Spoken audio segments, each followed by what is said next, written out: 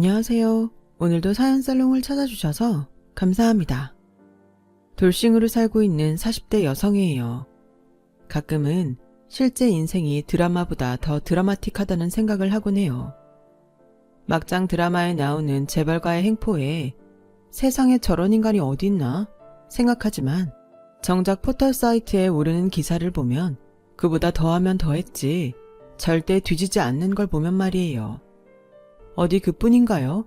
실례로 모 여배우는 유부남 감독과 불륜을 저질러 놓곤 오히려 본처인 감독 부인한테 그러게 남편 관리 좀 잘하지 그랬냐? 라고 당당하게 말했다죠. 그리곤 뻔뻔하게도 몇 년째 해외에서 공식 커플로 살고 있고요. 천인공노할 일이지만 실제로 우리 주변에는 상식으로는 이해가 안 되는 행동을 하는 사람들이 많아요. 제 전 남편과 상간녀도 그중 하나였죠. 저는 지금껏 단 한 번도 제 결혼 생활이 막장 드라마처럼 엄청난 파장을 일으키며 종말을 맞을 거라고는 생각조차 해본 적이 없어요. 그러기에는 제가 살아온 인생이 너무나도 평범하고 밋밋했으니까요. 그리 넉넉한 집안은 아니었지만 맞벌이 회사원으로 살아온 부모님 덕분에 돈 때문에 고생하고 살았던 적은 없었어요. 학교에서 친구들한테 따돌림을 당한 적도 없고 크고 작은 사고 한 번 없이 남들 다니는 학원에 과외까지 받아가며 인서울 중상위권 대학에 진학해 평범하게 살아왔어요. 대학 졸업 후에는 대기업은 아니지만 재정이 탄탄한 중소기업에 취직해 6년 회사 생활 동안 결혼 자금도 착실히 모을 수 있었고요. 조금 남다른 게 있었다면 절친했던 친구의 오빠와 결혼했다는 정도였죠. 친구네 오빠는 저보다 1살 연상으로 제 과외 선생이었어요. 당시 갓 대학에 들어간 새내기였던 오빠는 제 친구인 자기 여동생 과외를 봐주고 있었어요. 마침 제 과외를 봐주던 대학생 언니가 취업 준비로 바빠져서 그만뒀던 터라 저도 친구 오빠한테 과외를 받게 됐죠. 중학생 때부터 친구 집에 드나들며 숱하게 봐온 오빠였지만 선생과 제자 관계로 만나게 되니 기분이 달랐어요. 라면 좀 끓여오라고 여동생을 괴롭히던 여드름투성이 오빠가 어느새 어깨도 떡 벌어지고 목소리도 묵직한 남자가 되어 있었거든요. 친구한테 말은 안 했지만 그때 저는 오빠한테 반해 있었어요. 그래서 과외 숙제도 열심히 하고 다 아는 문제도 오빠한테 들고 가서 가르쳐달라고 하기도 했었죠. 하지만 이런 제 마음과 달리 오빠는 저를 마치 여동생 보듯 했어요. 어쩌다 동네에서 마주치면 반가워하기보다는 치마가 짧다느니 쥐잡아먹은 것처럼 입술에 뭘 바르고 다니냐고 학주처럼 지적을 하길 일쑤였거든요. 얌마, 그런 건 대학 가고 나서 해. 그땐 아무도 뭐라고 안 할 테니까. 대신 넌 아직 학생이니까 학생처럼 하고 다니란 말이야, 이 꼬맹아. 뭐? 꼬맹이? 오빠가 착각하는 모양인데 나 오빠랑 1살 차이밖에 안 나. 내가 꼬맹이면 오빠도 꼬맹이야. 1살 차이는 나이 차이도 아니냐? 밥을 먹었어도 내가 너보다 수백 그릇은 더 먹었어. 근데 어디 오빠 앞에서 까불어? 당장 가서 치마 바꿔 입어. 입술도 지우고. 안 그랬단 봐. 너희 부모님께 당장 이를 테니까. 자기한테 잘 보이고 싶었던 내 마음을 산산이 부숴버린 오빠였지만 그래도 밉다는 생각보다는 그만큼 나를 아껴주는 거라고 믿었어요. 그래서 내심 기분은 좋았어요. 이듬해 저랑 친구는 대학에 입학을 했어요. 전 정보처리학과에 들어갔고 친구는 항공운행학과에 들어갔죠. 키도 크고 늘씬했던 친구는 전부터 스튜디오스가 되고 싶어 했는데 그 꿈에 한 걸음 다가가게 된 거죠. 반면 별다른 꿈이 없었던 저는 아빠의 권유대로 과를 정했어요. 처음엔 관심도 없는 분야라서 어리둥절하긴 했지만 전공 강의를 들어보니 흥미가 생기더라고요. 제 적성과도 잘 맞았고요.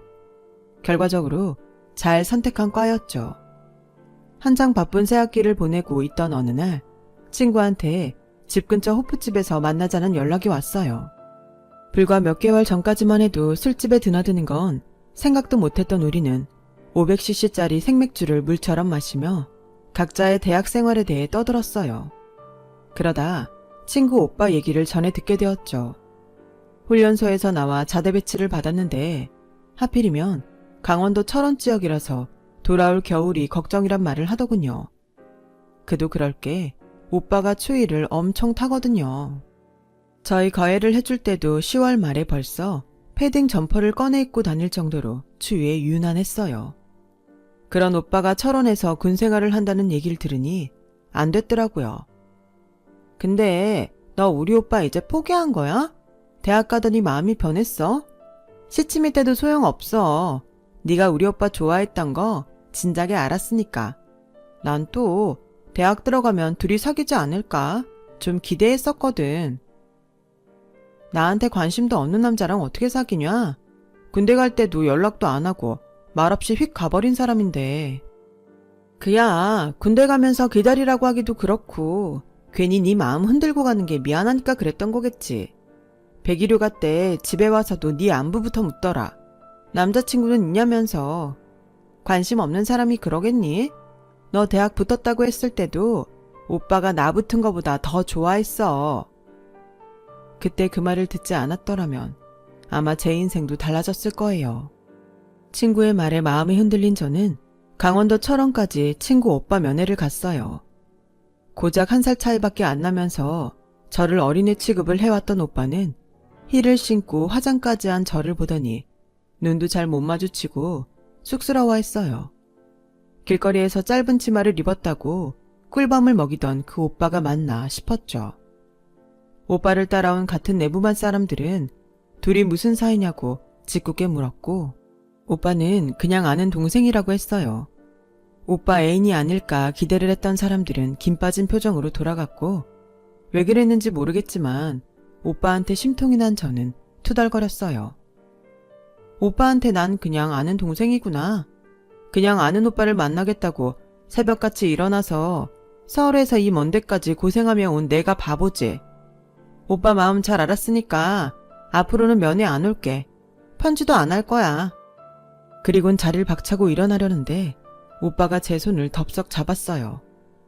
가지마. 보고 싶었어. 보고 싶다는 그 말 한마디에 저는 다시 자리에 앉았고 우리는 한참을 말없이 마주 앉아 있었어요. 간혹 오빠가 대학생활은 재밌는지 묻기도 하고 오는데 힘들지 않았냐고 묻기도 했지만 제 머릿속에는 오직 보고 싶었다는 말만 메아리 치고 있었어요. 그 후로 저는 거의 매주 철원까지 오빠 면회를 갔어요. 남들은 죽고 못 사는 사이였어도 남자친구가 군에 가면 일병도 되기 전에 고무신 거꾸로 신는다는데 저는 제 손으로 직접 고무신을 신었습니다. 지금은 편하게 승용차 타고 가재도 싫다고 할 그곳을 그때는 어쩜 그리 신나게 다녔는지 신기할 따름이에요. 그렇게 시작된 오빠와의 연애는 10년 동안 이어졌어요. 10년이면 강산도 변한다는데 그 긴 시간 동안 서로 애틋하기만 했겠어요. 싸우기도 하고 그러다 홧김에 헤어지기도 했지만 그럴 때마다 친구가 중간에서 다리가 되어준 덕에 무사히 결혼할 수 있었어요. 워낙 어릴 때부터 시댁에 수시로 드나들었던 터라 시어머니는 물론 시아버지와도 가깝게 지냈어요. 오빠랑 제가 결혼을 한다고 했을 때도 놀라시긴커녕 당연하게 받아들이셨죠. 그런데 아무리 가까운 사이라고 해도 처음부터 따질 건 따지고 시작했어야 했는데 저는 그러질 못했어요. 특히 집 문제만 해도 그랬어요. 영주야, 니들 그냥 우리랑 같이 살면 안 되겠니? 너도 알다시피 민영이는 국제선을 타서 집에 있는 시간보다 해외에 나가 있는 시간이 많잖아. 거기다 민우 아빠나 나도 가게 일 때문에 아침에 나가서 밤 늦게야 들어오고 하루 종일 집이 텅 비는데 굳이 니들이 나가 살 필요가 있나 싶다. 니들 전셋집 정도야 마련해줄 여유는 되지만 차라리 그 돈 몇 년 잘 굴려서 집 사서 분가하는 게 낫지 않겠어? 시집살이를 하라는 말이 서운하지 않았다면 거짓말일 거예요. 하지만 적어도 시집살이를 핑계로 다른 집들처럼 며느리한테 모든 걸 떠넘기고 종부리듯 하지는 않을 거란 믿음은 있었어요. 게다가 어머님 말씀대로 몇 년 더 모아서 내 집을 장만할 수 있다면 그게 더 이익이라는 생각에 마음이 흔들렸어요. 그래서 시댁에서 신혼을 시작하기로 했죠. 하지만 세상 일이 계획한 대로 된다면 얼마나 좋겠어요. 사람이 하는 일에도 변수가 생기는데 인간의 앞날을 정확히 예측하는 건 불가능에 가까운 일이었죠. 그걸 깨달은 순간 이미 제 앞에는 감당하기 어려운 현실이 펼쳐졌어요. 뭐? 아버님이 쓰러지셨다고? 동료들과 점심을 먹고 막 사무실에 들어왔을 무렵이었어요. 남편이 전화를 했더라고요. 아버님이 가게 일을 하시다가 갑자기 쓰러지셨다더군요. 전화를 끊고 부랴부랴 병원으로 달려갔어요. 중환자실 앞에는 먼저 도착한 남편이 어머님을 안정시키고 있었어요. 신우이는 비행 중이라 아직 연락을 못했다고 했어요. 남편은 제게 어머님을 모시고 집에 가 있으라고 하더군요. 여기 있어봤자 몇몇 시간이 아니면 들어가 볼 수 없어. 그러니까 당신이 어머님 좀 모시고 들어가. 여긴 내가 지키고 있을게. 어머님은 한사코 병원에 계시겠다고 고집을 부리셨지만 남편이 막아섰어요. 의사 말 못 들었어요. 깨어나셔도 당장 거동이 불편할 거라잖아요. 이제부터 시작인데 벌써부터 힘 빼면 앞으로 아빠는 누가 보살펴요? 그러니까 일단 집에 가 계세요. 남편의 말처럼 우리 가족은 이제부터 시작될 긴 간병 레이스를 시작해야만 했어요. 결혼하고 2달도 안 돼서 벌어진 일이었죠. 아버님이 의식도 되찾고 일반 병실로 옮겼다는 소식에 병원에 찾아오신 시고모님은 제가 옆에 서 있는데도 아랑곳 않고 막말을 하시더라고요. 민우 결혼한 지 얼마나 됐다고 이런 일이 생긴대요. 이게 다 집에 여자가 잘못 들어와 그런 거예요. 아니, 애들 궁합은 제대로 보고 드린 거 맞아요? 새아기 사주는 제대로 봤냐고요? 모든 걸 내 탓으로 넘기려는 시고모님 탓에 저는 죄도 없이 죄인 취급을 받게 되었어요. 그때였죠. 막 비행을 마치고 돌아온 신우이가 빽 소리를 질렀어요. 이게 무슨 개벽다기 같은 소리예요. 아빠 아픈 거랑 올케랑 무슨 상관이 있다고 그딴 소리를 하냐고요.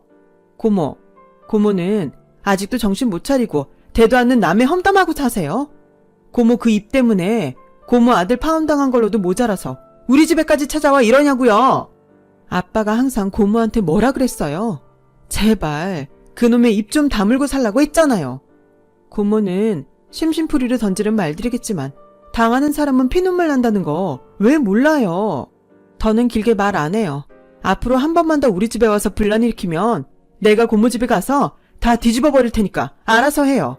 내 올케 건드리는 사람 누구든 용서 안 하니까 알아서 하라고요. 서슬퍼런 신우이 눈빛에 시고모님은 도망치듯 병실을 나갔어요.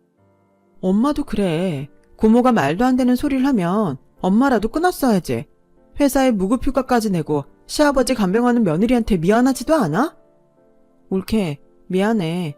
우리 아빠 일인데 올케한테 떠넘기고 이제야 와서. 다음 비행까지 며칠 시간이 있으니까 병상은 내가 지킬게. 집에 들어가서 좀 쉬어.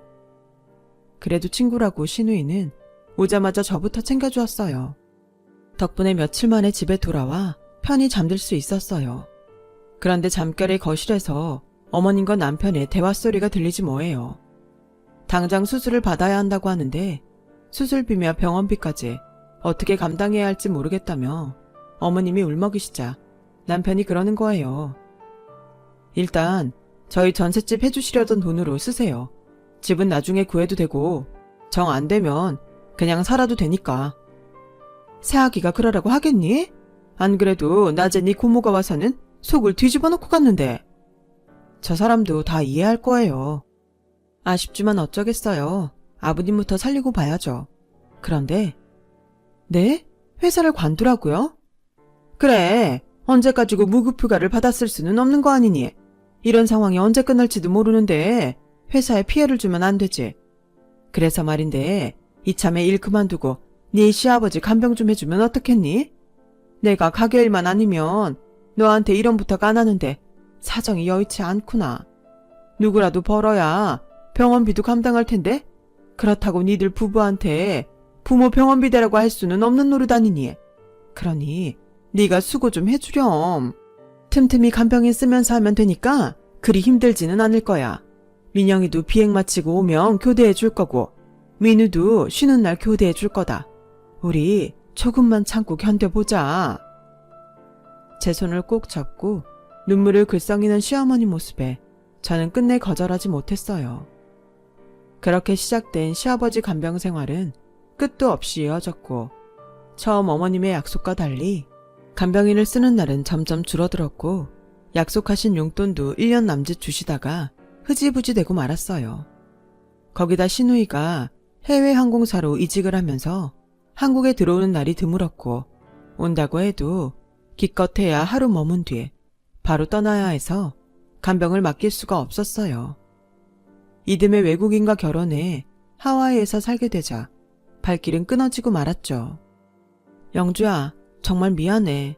딸인 내가 해야 할 일을 너한테 떠넘긴 것 같아서 정말 미안해. 뭘로도 보상할 수 없겠지만 대신 내가 매달 네 앞으로 돈을 붙일게.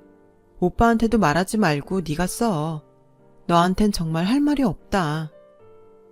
미안한 마음을 돈으로라도 보상하고 싶다며 시누이는 매달 100만 원씩 제 통장으로 보냈어요. 언젠가 간병 생활이 끝나면 이 돈으로 여행이라도 가라면서요.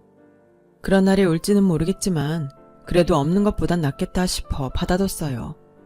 그나마 이 집에서 나한테 제일 미안한 마음을 갖고 있는 건 시누이뿐이었죠.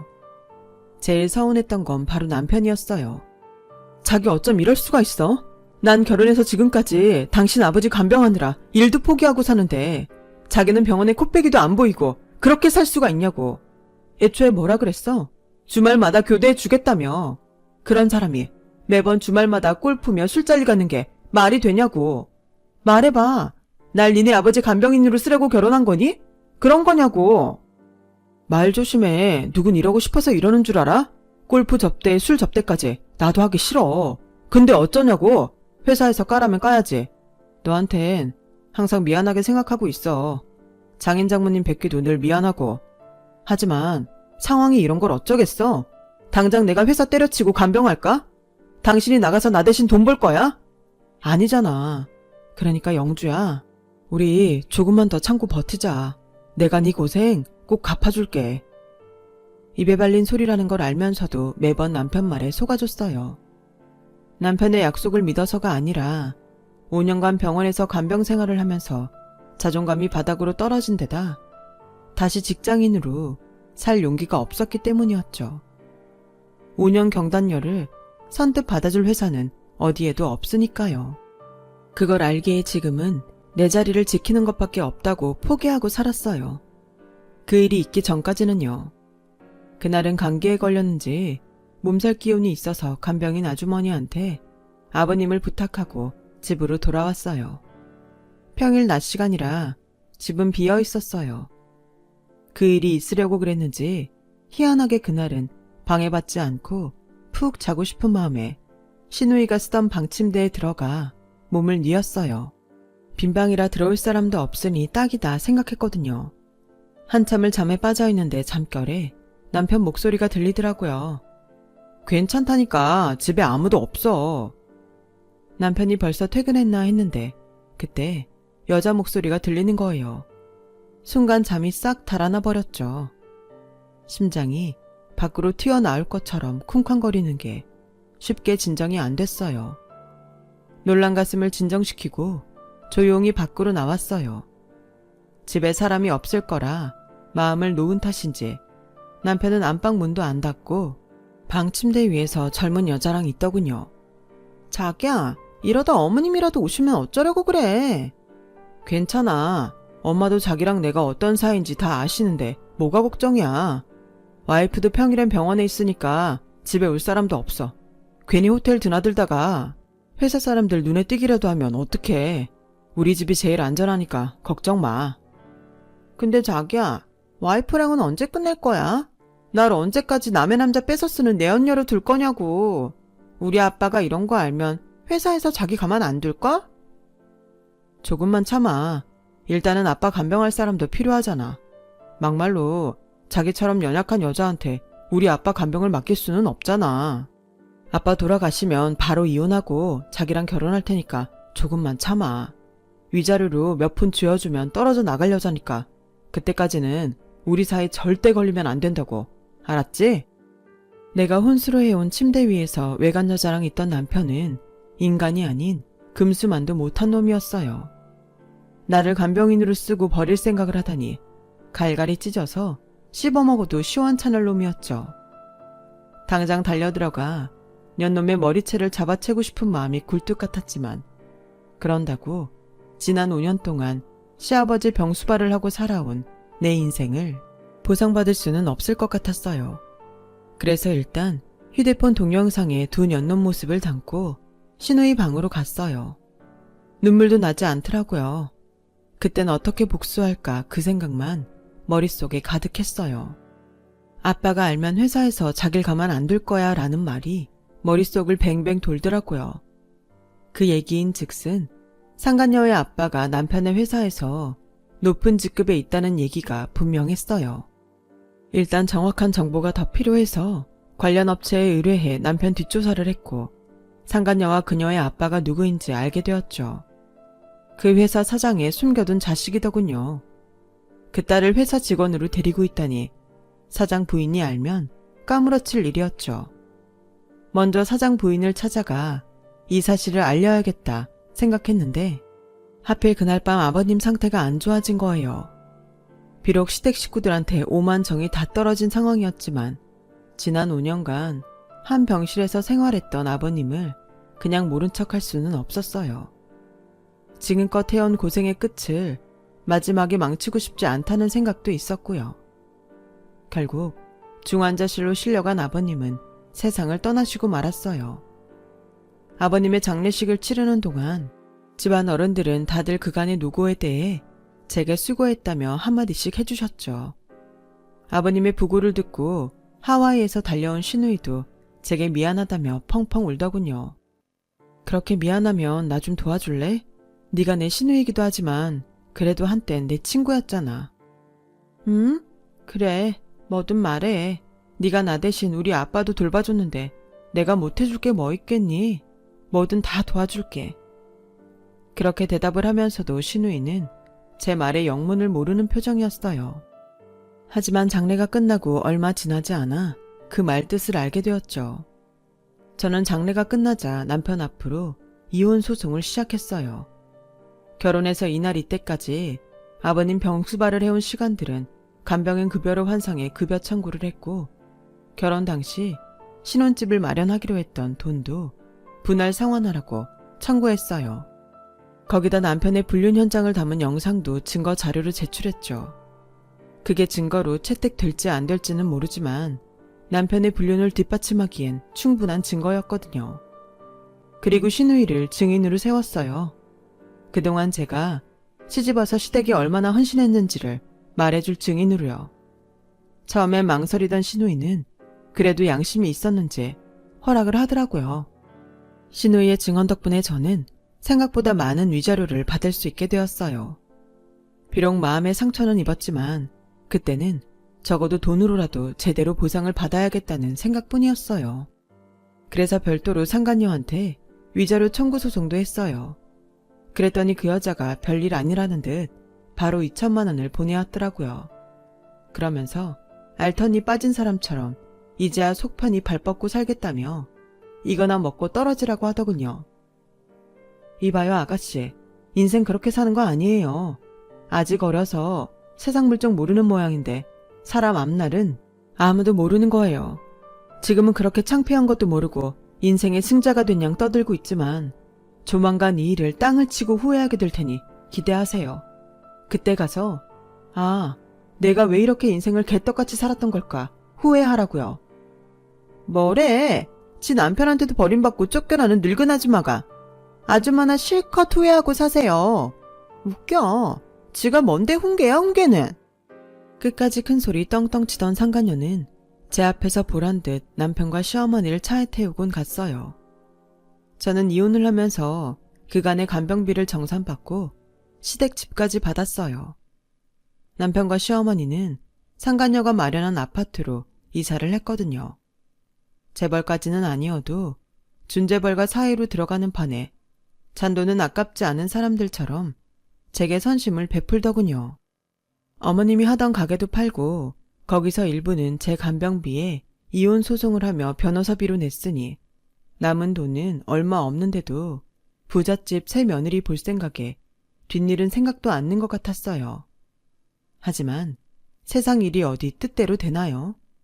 얼마 뒤 두 모자가 그렇게 믿었던 상가녀의 부친이 세상을 떠나고 만 거예요. 어쩌면 전 남편은 이게 기회가 아닐까 생각했던 모양이었죠. 상가녀와 함께 당당히 사장님 장례식에 찾아갔으니까요. 가서 유산 중 일부를 받아낼 생각이었을 거예요. 사장님의 숨겨둔 딸이 여기 있다. 알릴 필요가 있었으니까요. 꿈도 야무진 행동이었죠.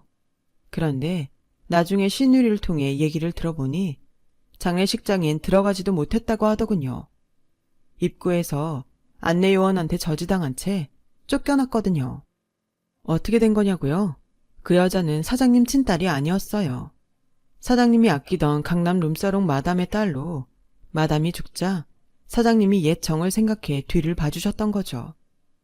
아빠 없이 자란 아이한테 아빠 노릇 해줬던 걸 친아빠로 믿고 산 거였죠. 사장님 장례식이 끝나고 모든 사실을 알게 된 전 남편과 그의 어머니는 땅을 치고 후회했지만 이미 버스는 떠난 뒤였죠. 집도 가게도 이미 자기들 손에서 사라진 지 오래니까요. 거기다 사모님이 회사 경영을 하게 된 마당에 내연녀 딸이랑 손잡고 준재벌가 입성을 노렸던 전 남편이 온전히 회사 생활을 할 수가 있었겠어요? 회사에서 눈에 가시로 살다가 반년도 안 돼 쫓겨나듯 회사를 나왔다더군요. 언제는 아빠 같아서 나이 많은 남자가 좋다고 했던 상간녀는 전 남편과 결혼한 지 얼마 안 돼 이혼을 요구했고 전 남편과 그의 어머니는 월세집을 구해 나왔다고 하더라고요. 그제야 거짓거리를 하고 저를 찾아와서 재결합 어쩌고 떠들길래 밥을 푸던 주걱으로 싸대기를 날렸어요. 야, 먹다 버린 음식도 더러워서 안 먹는 판에 하물며 너같이 남의 손 탄 놈을 내가 다시 데리고 살겠니? 거기다 은혜도 모르고 가진 것도 쥐뿔 없는 너를 내가 미쳤니? 그리고 아줌마도 그래요. 이제 와서 나한테 무슨 염치로 재결합하라고 그러세요? 자식이 잘못하면 부모인 아줌마라도 똑바로 행동을 하셨어야죠. 어떻게 며느리 앞에서 아들 상간녀를 끼고 돌아요? 당신 남편 누가 병수 바랬는지 잊었어요? 나요. 더는 그쪽 모자랑 엮이고 싶지 않으니까 좋은 말 할 때 내 집에서 나가세요. 안 그럼 경찰 부를 테니까. 아, 그리고 앞으로 이 동네엔 얼씬도 안 하는 게 좋을 거야. 어슬렁거리다 우리 아빠랑 마주치면 너도 아줌마도 병원 신세 지게 될 테니까. 아줌마도 아시죠? 우리 아빠 젊을 때 아마추어 복싱 선수였던 거. 아들 낯짝 잘 간수하시려거든 이 동네 오지 마세요. 아셨어요? 그렇게 퍼붓곤 대문을 걸어 잠궜어요. 그제야 모자가 축 처진 어깨로 동네를 빠져나가더군요. 첫사랑이었던 남자를 만나 연애부터 결혼 생활까지 15년을 허비했던 저는 이혼한 지 8년이 지난 지금까지도 혼자 살고 있어요. 시누이가 보내줬던 돈으로 세계 여행을 하면서 앞으로 뭐라고 살까 고민하던 차에 이탈리아에서 맛본 커피 한 잔에 매료돼서 커피 수입 일을 시작했고 에스프레소 전문 매장도 하나 차려서 운영하고 있어요. 다행히 요즘 MZ세대들의 호응이 좋은 편이라 매출이 꽤 올라서 2호 매장을 준비 중에 있어요. 앞으로도 몇 년간은 연애보다는 일에 빠져서 살 생각이에요. 한 번의 실패를 겪고 나니 남자 하나 보고 살기에는 인생은 길고 할 일은 많다는 걸 깨달았거든요. 그래서 남은 인생을 누구보다 알차게 살아보려 합니다. 제 앞길 응원해 주실 거죠? 지금까지 제 긴 사연을 들어주셔서 감사합니다. 들어주신 모든 분들 앞으로 꽃길만 걸으시길 진심으로 바랍니다. 여러분, 사연 댓글에 응원과 현명한 조언 부탁드려요. 좋아요와 구독은 저에게 큰 힘이 됩니다. 오늘도 좋은 일 가득하세요.